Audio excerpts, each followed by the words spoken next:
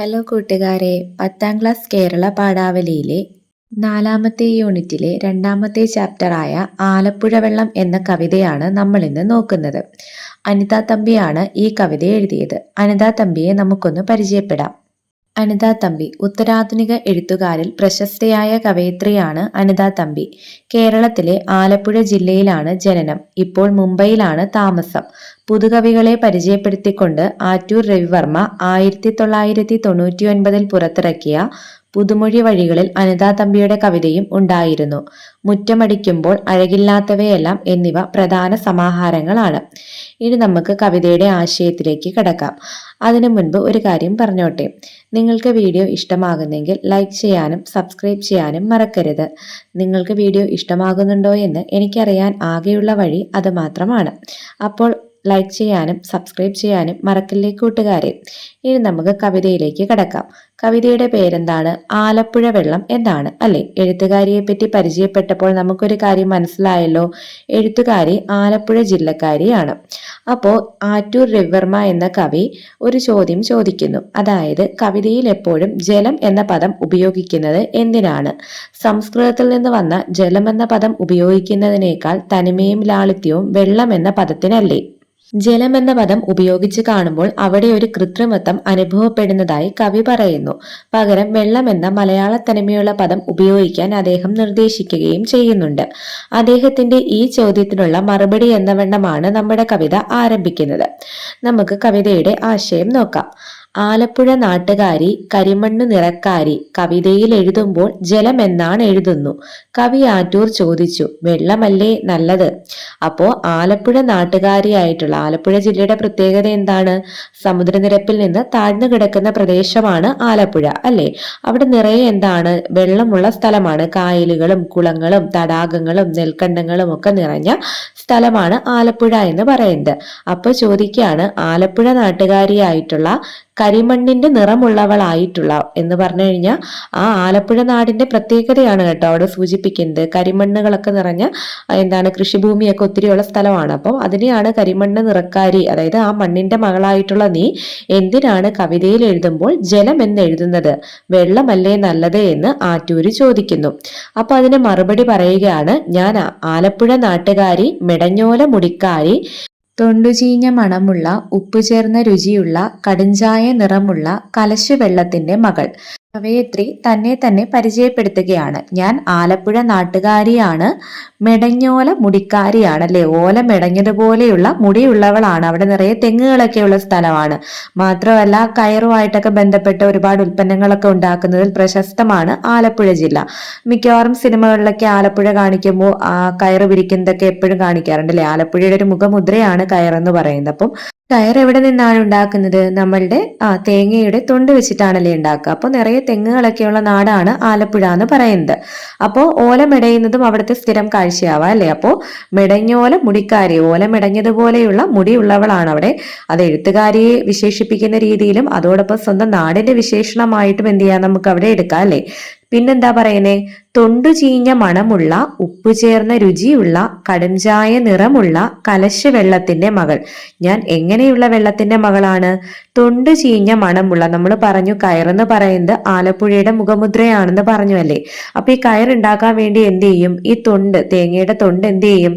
ചീയാൻ വേണ്ടിയിട്ട്, അഴുകാൻ വേണ്ടിയിട്ട് എന്ത് ചെയ്യും? ഇങ്ങനെ കായൽ വെള്ളത്തിൽ കെട്ടിയിടും. അതായത് ഈ തൊണ്ടെല്ലാം കൂടെ ചേർത്ത് കെട്ടിയിട്ട് ഈ വെള്ളത്തിൽ ഇറക്കിയിടും. അപ്പൊ ഈ വെള്ളത്തിൽ ഈ തൊണ്ട് കിടന്ന് അത് ചീയണം, അത് അഴുകണം. അഴുകി കഴിഞ്ഞതിന് ശേഷമാണ് അതെടുത്ത് ഈ തൊണ്ട് തല്ലി അതിൽ നിന്ന് കയറുണ്ടാക്കുന്നത്. അപ്പം എപ്പോഴും ഈ തൊണ്ട് ചെയ്യാൻ വേണ്ടി ഇടുന്നതുകൊണ്ട് തന്നെ അവിടെയുള്ള ആ വെള്ളത്തിനൊക്കെ എന്തിന്റെ മണമാണ്? ചീഞ്ഞ തൊണ്ടിന്റെ മണമാണ്. അപ്പൊ തൊണ്ട് ചീഞ്ഞ മണമുള്ള, ഉപ്പ് ചേർന്ന രുചിയുള്ള, അതോടൊപ്പം തന്നെ കായൽ വെള്ളത്തിന്റെ രുചി എന്താണ്? ഉപ്പാണ്. ഉപ്പിന്റെ രുചി, അതായത് കടലിനെ കാട്ടി താഴ്ന്നു കിടക്കുന്ന പ്രദേശമായതുകൊണ്ട് തന്നെ ഈ കടൽ വെള്ളം കയറുന്നതിന്റെയൊക്കെ ഉപ്പുണ്ടല്ലേ, ഉപ്പിന്റെ രുചിയുള്ള, കടുംചായ നിറമുള്ള, കടുംചായയുടെ നിറമുള്ള കലശ വെള്ളത്തിന്റെ മകളാണ് ഞാൻ, കലക്ക വെള്ളത്തിന്റെ മകളാണ് ഞാനെന്നാണ് കവയിത്രി തന്നെ പരിചയപ്പെടുത്തുന്നത്.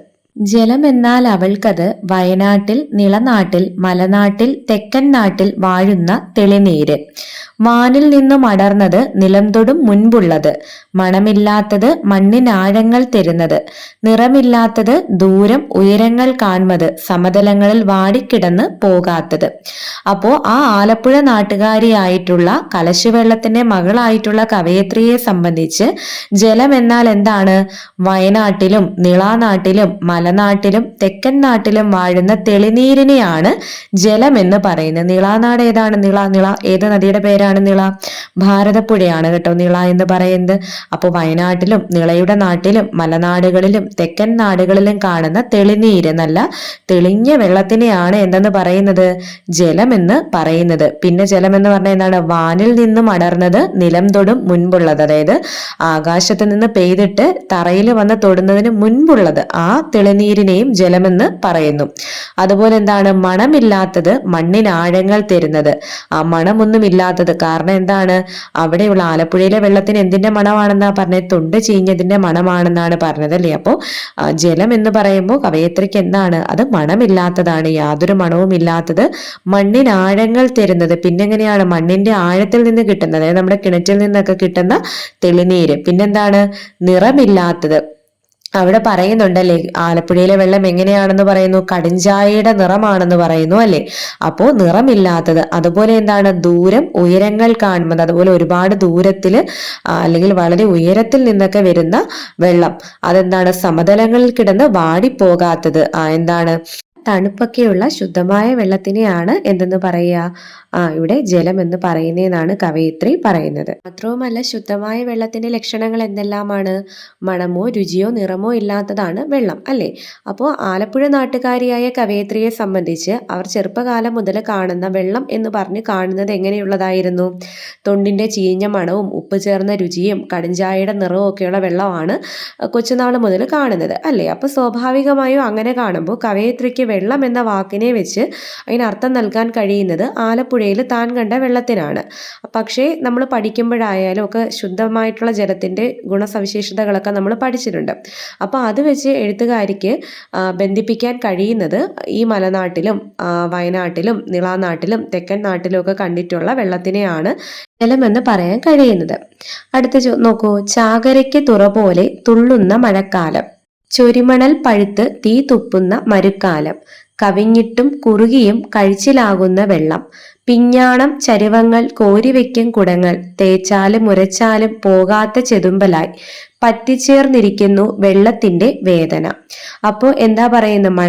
മഴക്കാലം വരുമ്പോൾ എങ്ങനെയാണ്? ചാകരയ്ക്ക് തുള്ളുന്നത് പോലെ വരുന്ന മഴക്കാലം, വളരെ കഠിനമായ മഴക്കാലമാണല്ലേ? നമ്മൾ എപ്പോഴും വാർത്തകളിൽ കാണാറുണ്ട്, മഴയൊക്കെ ആകുമ്പോഴത്തേക്കും എന്താണ് ആലപ്പുഴയിലൊക്കെ പെട്ടെന്ന് വെള്ളം കയറാറുണ്ടല്ലേ? അപ്പോൾ എന്താണ് മഴ വന്നാൽ ഭയങ്കരമായിട്ട് കയറി വരുന്ന വെള്ളം കയറുന്ന മഴ. ചുരിമണൽ പഴുത്ത് തീ തുപ്പുന്ന മരുക്കാലം. ഇനി വേനൽക്കാലമായാലോ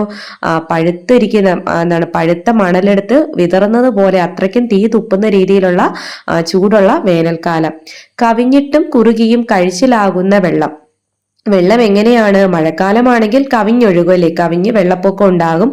ഇനി വേനൽക്കാലമാണെങ്കിൽ എന്താണ്? ശുദ്ധജലത്തിന്റെ ദൗർലഭ്യം അനുഭവപ്പെടും, എങ്ങും ശുദ്ധജലം കിട്ടാനില്ലാത്ത ഒരവസ്ഥയിലേക്ക് പോകും. പിഞ്ഞാണം ചരുവങ്ങൾ കോരിവെക്കും കുടങ്ങൾ, തേച്ചാലും ഉരച്ചാലും പോകാത്ത ചെതുമ്പലായി പറ്റിച്ചേർന്നിരിക്കുന്നു വെള്ളത്തിന്റെ വേദന. അപ്പൊ എന്താണ്? വേനൽക്കാലം ആകുമ്പോഴത്തേക്കും ശുദ്ധജലം കിട്ടാനില്ല. പിന്നെ എന്ത് ചെയ്യണം? വെള്ളം എവിടെ നിന്നാ ലഭിക്കുന്നതെന്ന് വെച്ചാൽ അവിടെ പോയി എന്ത് ചെയ്യണം? പാത്രങ്ങളിലൊക്കെ നിറച്ച് കൊണ്ടുവയ്ക്കണം. അപ്പൊ ഈ വെള്ളത്തിന്റെ വേദന എന്തുപോലെയാണ്? തേച്ചാലും ഉരച്ചാലും പോകാത്ത ചെതുമ്പല് പോലെ പറ്റിച്ചേർന്നിരിക്കുന്നതാണ് ആലപ്പുഴക്കാർക്ക് വെള്ളത്തിന്റെ വേദന എന്നാണ് കവയിത്രി പറയുന്നത്. അതായത് മഴക്കാലമാണെങ്കിൽ വെള്ളം കൂടുന്നത് മൂലമുള്ള പ്രശ്നങ്ങളല്ലേ, വെള്ളപ്പൊക്കം മൂലമുള്ള പ്രശ്നങ്ങൾ. ഇനി വേനൽക്കാലമായാലോ ശുദ്ധജലം ലഭിക്കാത്തത് കൊണ്ടുള്ള പ്രശ്നങ്ങൾ. അപ്പോ ഏത് കാലമാണെങ്കിലും വെള്ളം കൊണ്ടുള്ള വേദന എന്തുപോലെയാണ്? എത്ര തേച്ചാലും പോകാത്ത ചെതുമ്പല് പോലെ അവരുമായിട്ട് പറ്റിച്ചേർന്നിരുന്ന് അവരെ വേദനിപ്പിക്കുന്നു എന്നാണ് പറയുന്നത്. കനാലുകൾ, ബോട്ട് ജെട്ടി, കല്ലിരുമ്പു പാലങ്ങൾ, കുളംകായൽ, വിരിപ്പായൽ, കുളവാഴപ്പൂച്ചിരി, ചകിരിപ്പൊന്നൊളിയുള്ള ഇരുമ്പിന്റെ ചുവയുള്ള വിയർപ്പിന്റെ വെക്കയുള്ള ആലപ്പുഴ വെള്ളം, ഇളകിയും മങ്ങിയും അതിദൂരത്തകലുന്നു പറവകൾ കാണുന്ന പടങ്ങളായി മാറുന്നു. ഇനി ആലപ്പുഴ നാടിന്റെ ചില സവിശേഷതകൾ അല്ലെങ്കിൽ അതിന്റെ ഭൂപ്രകൃതിയുമായി ബന്ധപ്പെട്ട ചില ചിഹ്നങ്ങളാണ് പറയുന്നത്. എന്താണ്? കനാലുകൾ, ബോട്ട് ജെട്ടി, കല്ലിരുമ്പ് പാലങ്ങൾ, അല്ലേ? നിറയെ കനാലുകളുണ്ട്, അതുപോലെ ബോട്ട് ജെട്ടികൾ. ഇപ്പൊ നമ്മൾ ആലപ്പുഴയിൽ പോയി കഴിഞ്ഞാൽ നമുക്ക് കാണാൻ പറ്റും, നമ്മുടെ ഇവിടെയൊക്കെ എന്താണ് ബസ് ഓടുന്നത് പോലെയാണ് അവിടെ എന്ത് പോകുന്നത്, ബോട്ടുകൾ പോകുന്നത്, അല്ലേ? ബോട്ടുകളുടെ നിർത്തുന്ന സ്ഥലമാണ് ബോട്ട് ജെട്ടി എന്ന് പറയുന്നത്. ഇപ്പൊ നമ്മുടെ ബസ് സ്റ്റോപ്പ് പോലെ എന്ത് ചെയ്യുന്നു, ഈ കായലിൽ കൂടെ ബോട്ടുകൾ ഇങ്ങനെ പോയിട്ട് ഓരോ സ്ഥലത്ത് എന്ത് ചെയ്യും, ആളുകളെ കയറ്റാനും ഇറക്കാനും ഒക്കെ വേണ്ടിയിട്ട് ഇങ്ങനെ എന്ത് ചെയ്യാറുണ്ട്, ബസ് സ്റ്റോപ്പ് പോലെ ഒരിടങ്ങളിൽ നിർത്താറുണ്ട്. അപ്പം അതാണ് ബോട്ട് ജെട്ടികൾ, അല്ലെ? അപ്പൊ നിങ്ങൾ ആലപ്പുഴയിലൊക്കെ പോയിട്ടുണ്ടെങ്കിൽ നിങ്ങൾ അതൊക്കെ കണ്ടിട്ടുണ്ടാവും. അല്ലെങ്കിൽ നിങ്ങൾ എപ്പോഴെങ്കിലും ഒക്കെ പോകുമ്പോൾ ബോട്ടിലൊക്കെ യാത്ര ചെയ്യാനൊക്കെ ശ്രദ്ധിക്കണം കേട്ടോ. ഇപ്പൊ നമ്മുടെ ഇവിടെ KSRTC ബസ് ഉള്ളത് പോലെ അവിടെ എന്തുകൊണ്ട് ബോട്ടുകൾ ഇതുപോലെ ടിക്കറ്റ് ഒക്കെ എടുത്ത് എന്ത് ചെയ്യാറുണ്ട്, ബസ്സിൽ നമ്മൾ പോണ പോലെ ബോട്ടിൽ അവിടെ ആൾക്കാർ സഞ്ചരിക്കാറുണ്ട്. നമ്മളൊരു ടൂറിസ്റ്റ് അല്ലെങ്കിൽ ഒരു വിനോദത്തിന് വേണ്ടിയുള്ള ഒരു ഇതിനപ്പുറം എന്താണ്, ആളുകൾ അവരുടെ നിത്യജീവിതത്തിൽ ബോട്ടുകളൊക്കെ ഉപയോഗിക്കാറുണ്ട്. അപ്പൊ നിങ്ങൾ അവിടെ പോകുമ്പോൾ ബോട്ടിലൊക്കെ പോകണം കേട്ടോ. ഇനി എന്താണ്, കല്ലിരുമ്പ് പാലങ്ങൾ. പിന്നെ അവിടെ എന്തുണ്ട്, നിറയെ കല്ലിന്റെയും ഇരുമ്പിന്റെയും ഒക്കെ പാലങ്ങളുണ്ട്. കുളം, കായൽ, വിരിപ്പായൽ. പിന്നെ എന്തുണ്ട്, കുളങ്ങളും കായലുകളിൽ നിറയെ എന്താണ്, വിരിപ്പായലുകളും പായലുകളൊക്കെ നിറഞ്ഞു നിപ്പുണ്ട്. കുളവാഴ പൂച്ചിരി. പിന്നെന്താണ്, കായലുകളിൽ അതുപോലെ എന്താണ് കുളവാഴകളും പിടിച്ചു നിപ്പുണ്ട്. അപ്പൊ അതിന്റെ പൂക്കളൊക്കെ ഇങ്ങനെ കുളവാഴകളിൽ പൂക്കളൊക്കെ പിടിച്ചു നിപ്പുണ്ട്. പിന്നെന്താണ്, ചകിരിപ്പൊന്നൊളിയുള്ള ഇരുമ്പിന്റെ ചുവയുള്ള വിയർപ്പിന്റെ വെക്കമുള്ള ആലപ്പുഴ വെള്ളം. ചകിരിപ്പൊന്നൊളിയുള്ള, ചകിരിയുടെ ആ സ്വർണ്ണ നിറമല്ലേ, ആ ചകിരിയുടെ സ്വർണ്ണ നിറത്തിന്റെ ആ ശോഭയുള്ള, ഇരുമ്പിന്റെ ചുവയുള്ള, ആ ഇരുമ്പിന്റെ ചുവയൊക്കെയുള്ള, അപ്പം അത് പിന്നെ രുചിയെ പറ്റിയാവാം, എന്നാൽ അതോടൊപ്പം തന്നെ അവിടെയുള്ള വെള്ളത്തിന്റെ മലിനീകരണത്തെ പറ്റിയുള്ള സൂചനയും ആകാം. അങ്ങനെയുള്ള വിയർപ്പിന്റെ വെക്കയുള്ള ആലപ്പുഴ വെള്ളത്തെ പറ്റിയാണ് പറയുന്നത്. അവിടെ അധ്വാനശീലത്തെയാണ് സൂചിപ്പിക്കുന്നത്. ആലപ്പുഴ ജനതയുടെ അധ്വാനശീലത്തെ സൂചിപ്പിക്കുന്നു. അവരുടെ അധ്വാനം എപ്പോഴും എന്താണ്, വെള്ളവുമായി ബന്ധപ്പെട്ട എന്തെങ്കിലും പ്രവൃത്തികളായിരിക്കും അവിടെയുള്ള ആളുകൾ ചെയ്യുന്ന ജോലി എന്ന് പറയുന്നത്. അപ്പൊ അതുകൊണ്ട് തന്നെ അതാണ് വിയർപ്പിന്റെ വെക്കയുള്ളതാണ് ഏതെന്ന് പറയുന്നത്, ആലപ്പുഴ വെള്ളം എന്ന് പറയുന്നത്. ആ വെള്ളം എന്ത് ചെയ്യുന്നു, ഇളകിയും മങ്ങിയും ഒക്കെ അതിദൂരത്തേക്ക് അകന്നു പോകുന്നത്. അതായത് വെള്ളമല്ല ശരിക്കും അകലുന്നത്, എഴുത്തുകാരി എന്ത് ചെയ്യുന്നു, ആലപ്പുഴ നാട്ടിൽ നിന്നും ആ വെള്ളത്തിൽ നിന്നുമൊക്കെ അകന്ന് ദൂരേക്ക് എത്തി. പതിറ്റാണ്ടുകൾ കഴിഞ്ഞു, തെക്കൻ നീരിൽ ഉറച്ചു, എന്നിട്ടും എഴുതുമ്പോൾ ഓർമ്മയിൽ പരതുമ്പോൾ ആലപ്പുഴ നിറക്കാരി, ആലപ്പുഴ മുടിക്കാരി, ജലമെന്നോ വെള്ളമെന്നോ തിരിയാതെ തിരിയുന്നു, തൊണ്ട ദാഹിക്കുന്നു. അപ്പോൾ അവിടെ നിന്ന് അകന്നു വന്നിട്ട്, അതായത് സ്വന്തം നാട് ജന്മനാട് വിട്ടു വന്നിട്ട് 10 വർഷങ്ങൾ എന്ത് ചെയ്തിരിക്കുന്നു, കഴിഞ്ഞിരിക്കുന്നു. ഇപ്പൊ എന്താണ്, തെക്കൻ നീരിൽ ഉറച്ചു എന്ന് പറഞ്ഞാൽ തെക്കൻ നാട്ടിൽ വന്ന് താമസിച്ചു ഇവിടുത്തെ നീരിൽ, അതായത് ഇവിടുത്തെ വെള്ളവുമായിട്ട് 10 വർഷത്തോളമായിട്ട് അടുത്തിടപഴകുന്നു. പക്ഷേ എന്നിട്ടും ഞാൻ എഴുതാനിരിക്കുമ്പോ എന്താണ്, ഓർമ്മയിലേക്ക് പരതുമ്പോഴേക്കും ഈ ആലപ്പുഴ നിറക്കാരി, ആലപ്പുഴയുടെ നിറവും ആലപ്പുഴയുടെ മുടിയും ഒക്കെയുള്ള ഈ നാട്ടുകാരിക്ക് എന്ത് ചെയ്യാൻ പറ്റുന്നില്ല, ജലമെന്നാണോ വെള്ളമെന്നാണോ എഴുതേണ്ടത് എന്ന് തിരിച്ചറിയാൻ കഴിയുന്നില്ല. കാരണം കുട്ടിക്കാലം മുതൽ വെള്ളം എന്ന് കേട്ട് വളർന്നു, അല്ലേ? പക്ഷെ ആ വെള്ളത്തിന്റെ നിറവും രുചിയും മണവും ഒക്കെ മറ്റൊന്നായിരുന്നു. അപ്പൊ മനസ്സിൽ ജലം എന്ന് പറയുന്നത് ഇതൊന്നുമില്ലാത്ത, നിറമോ മണമോ രുചിയോ ഇല്ലാത്ത ശുദ്ധമായിട്ടുള്ളതിനെ ജലമെന്നും പറഞ്ഞു പഠിച്ചു. അതുകൊണ്ട് തെക്കൻ നാട്ടിൽ വന്ന് ഇവിടെ നമ്മൾ വെള്ളം എന്നാണ്, തെക്കൻ നാടുകളിൽ എന്താണ്, വെള്ളം എന്നാണ് പറയുന്നത്. പക്ഷെ ഇത് കാണുമ്പോൾ എഴുത്തുകാരിക്ക് എന്താണ്, ഇതിനെ വെള്ളമെന്ന് പറയാൻ തോന്നുന്നില്ല, മറിച്ച് ഇതിനെ ജലമെന്ന് വിശേഷിപ്പിക്കാനാണ് എഴുത്തുകാരിക്ക് തോന്നുന്നത്. ആലപ്പുഴയിൽ താൻ കണ്ടു വളർന്നതാണ് വെള്ളമെന്ന് എന്ത് ചെയ്യുന്നു, എഴുത്തുകാരിയുടെ മനസ്സിങ്ങനെ എഴുത്തുകാരിയോട് എപ്പോഴും പറഞ്ഞുകൊണ്ടിരിക്കുന്നത്. അതുകൊണ്ട് എഴുത്തുകാരിക്ക് മനസ്സിലൊരു സങ്കീർണതയാണ്, അല്ലെങ്കിൽ ഒരു സംഘർഷം നടക്കുകയാണ്.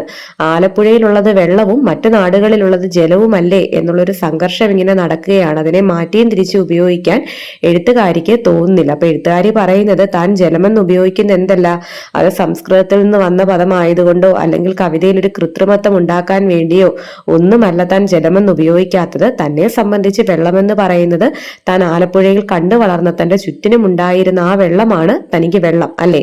ബാക്കിയുള്ള ഇടങ്ങളിലെല്ലാം താൻ കണ്ട തെളിനീരിനെ താൻ എന്തെന്നാണ്, ജലമെന്നാണ് വിശേഷിപ്പിക്കുന്നത്. അപ്പൊ അതുകൊണ്ടാണ് തനിക്ക് കവിത എഴുതുമ്പോൾ എന്ത് ചെയ്യാൻ പറ്റാത്തത്, വെള്ളം എന്ന വാക്ക് ഉപയോഗിക്കാൻ പറ്റാത്തത്. കാരണം എഴുത്തുകാരിയെ സംബന്ധിച്ച് ആ ആലപ്പുഴയിലെ വെള്ളം എന്ന് പറയുന്നത് എന്താണ്, ഒരു തീരാത്ത വേദന പോലെ, അല്ലേ?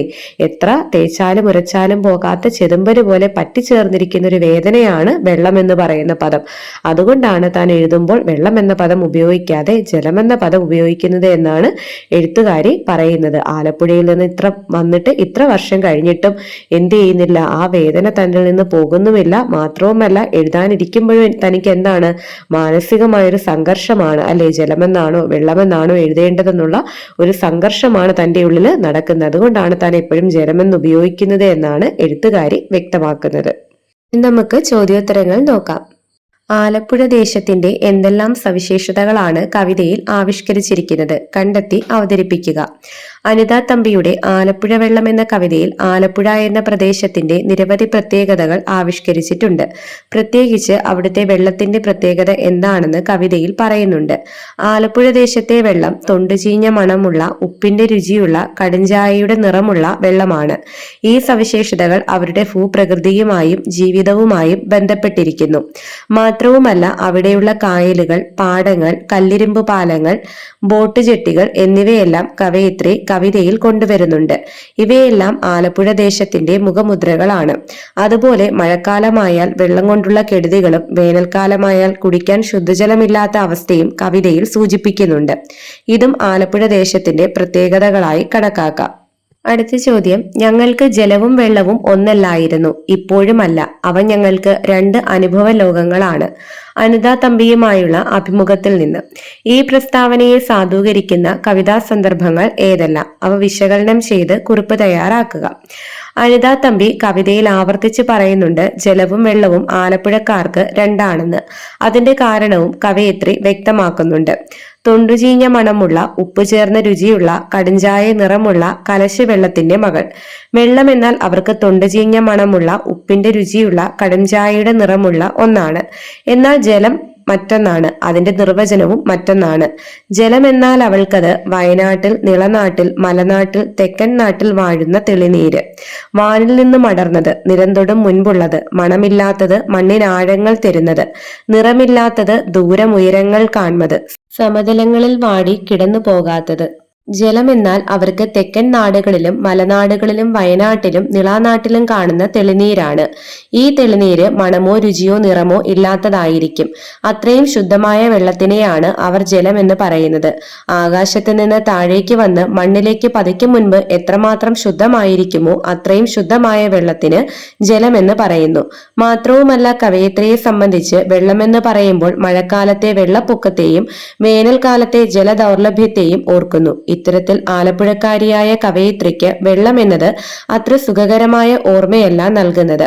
അതിനാൽ തന്നെ ശുദ്ധമായ തെളിനീരിനെ ജലമെന്നും തന്റെ ഓർമ്മകളിലുള്ള ആലപ്പുഴയിലെ ജലത്തിന് വെള്ളമെന്നും കവയിത്രി ഉപയോഗിക്കുന്നു. അടുത്ത ചോദ്യം നോക്കാം. തേച്ചാലും ഉരച്ചാലും പോകാത്ത ചെതുമ്പലായി പറ്റിച്ചേർന്നിരിക്കുന്നു വെള്ളത്തിന്റെ വേദന. വെള്ളത്തിന്റെ വേദന എന്ന പ്രയോഗം നൽകുന്ന അർത്ഥസാധ്യതകൾ എന്തെല്ലാം ചർച്ച ചെയ്യുക. വെള്ളത്തിന്റെ വേദന എന്ന പ്രയോഗം വളരെ വലിയ അർത്ഥതലങ്ങൾ സമ്മാനിക്കുന്ന ഒരു കാവ്യബിംബമാണ്. ആലപ്പുഴ ജനതയെ സംബന്ധിച്ച് വെള്ളം മൂലം വളരെയധികം കഷ്ടതകൾ അനുഭവിക്കുന്നുണ്ട്. ധാരാളം വെള്ളമുള്ള സ്ഥലമാണെങ്കിലും ശുദ്ധമായ ജലം അവർക്ക് കിട്ടാൻ വളരെ ബുദ്ധിമുട്ടാണ്. കായലുകളും പാടങ്ങളും കൊണ്ട് സമ്പന്നമായ അവിടങ്ങളിലെ വെള്ളം തൊണ്ടുചീഞ്ഞ മണമുള്ളതും ഉപ്പിന്റെ രുചിയുള്ളതും കടുംചായയുടെ നിറമുള്ളതുമാണ്. ഇത്തരത്തിൽ മലിനീകരിക്കപ്പെട്ട വെള്ളത്തിന് ചുറ്റുമാണ് അവർ ജീവിക്കുന്നത്.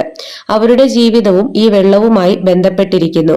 വെള്ളപ്പൊക്കം, ശുദ്ധജല ദൗർലഭ്യം, തൊഴിൽപരമായ ബുദ്ധിമുട്ടുകൾ, രോഗങ്ങൾ എന്നിങ്ങനെയുള്ള ദുരിതങ്ങൾ അവരുടെ ജീവിതത്തിൽ മായാത്ത പാടുകൾ അഥവാ വേദനകൾ അവശേഷിപ്പിക്കുന്നു. ഈ വേദനകൾ വെള്ളവുമായി അഭേദ്യമായി ബന്ധപ്പെട്ടിരിക്കുന്നു. പരിസ്ഥിതി നേരിടുന്ന പ്രശ്നങ്ങൾ, മനുഷ്യൻ പരിസ്ഥിതിയിലേക്ക് കൈകടത്തുമ്പോൾ ഉണ്ടാകുന്ന പ്രതിസന്ധികൾ എന്നിവയുടെയെല്ലാം ശേഷിപ്പുകളെയാണ് തേച്ചാലും ഉരച്ചാലും പോകാത്ത ചെതുമ്പലുകൾ എന്ന് കവയിത്രി വിശേഷിപ്പിച്ചിരിക്കുന്നത്. ഇത്തരത്തിൽ വെള്ളമെന്ന പദം തന്നെ കവയിത്രിയുടെ ഉള്ളിൽ ആലപ്പുഴ ദേശത്തിന്റെ നിരവധി വേദനകളാണ് ഓർമ്മിപ്പിക്കുന്നത്. വെള്ളം മൂലം ഒത്തിരി വേദനകൾ അനുഭവിക്കേണ്ടി വന്ന ജനതയാണ് ആലപ്പുഴക്കാർ. വെള്ളത്തിന് നടുവിൽ ജീവിച്ചിട്ട് ആ വെള്ളം തന്നെ ശാപമായി മാറുന്നവർ. ആലപ്പുഴയിൽ നിന്ന് താമസം മാറിയിട്ട് 10 വർഷത്തോളമായി എന്ന് കവിതയിൽ പറയുന്നുണ്ട്. എങ്കിലും ആലപ്പുഴയെ പറ്റി ഓർക്കുമ്പോൾ ആ വെള്ളത്തിന്റെ വേദനയും എഴുത്തുകാരി ഓർമ്മിക്കുന്നു. ആ വേദനയുടെ ആഴമാണ് കവയിത്രി ഈ കവിതയിലൂടെ അവതരിപ്പിക്കുന്നത്. അടുത്ത ചോദ്യം നോക്കാം. ആലപ്പുഴ നാട്ടുകാരി, മെടഞ്ഞോല മുടിക്കാരി, തൊണ്ടുചീഞ്ഞ മണമുള്ള, ഉപ്പ് ചേർന്ന രുചിയുള്ള, കടുംചായ നിറമുള്ള കലശ വെള്ളത്തിന്റെ മകൾ. വ്യക്തിയെ രൂപപ്പെടുത്തുന്നതിൽ ദേശത്തിനുള്ള സ്വാധീനം വരികളിൽ പ്രതിഫലിക്കുന്നുണ്ടോ?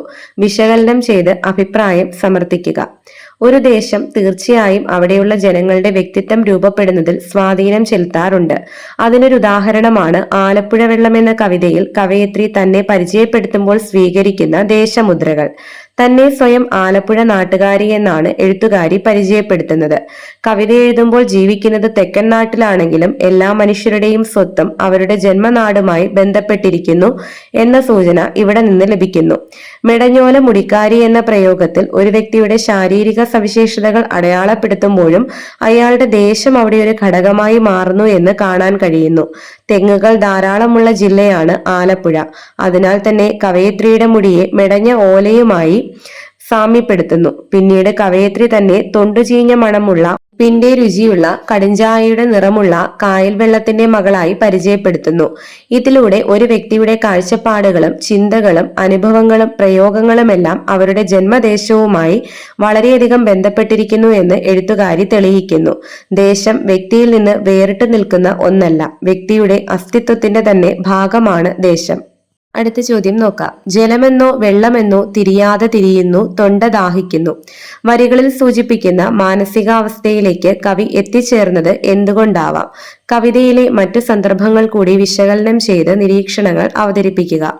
അനിത തമ്പിയുടെ ആലപ്പുഴ വെള്ളം എന്ന കവിതയിലെ അവസാന വരികൾ ആണിവ. എന്തുകൊണ്ടാണ് താൻ വെള്ളം എന്ന ലളിതമായ പദത്തിനു പകരം എപ്പോഴും ജലമെന്ന പദം ഉപയോഗിക്കുന്നത് എന്നതിനുള്ള മറുപടിയാണ് അനിത തമ്പിയുടെ ഈ കവിത. ആലപ്പുഴ ദേശത്ത് ജീവിച്ച കവിക്ക് വെള്ളം എന്നത് ആലപ്പുഴയിലെ തൊണ്ടിന്റെ മണവും ഉപ്പിന്റെ രുചിയും ചായയുടെ നിറവുമുള്ള വെള്ളമാണ്. എന്നാൽ എഴുത്തുകാരി ജലമെന്ന അർത്ഥം നൽകുന്നത് മണമോ നിറമോ രുചിയോ ഇല്ലാത്ത ശുദ്ധമായ തെളിനീരിനാണ്.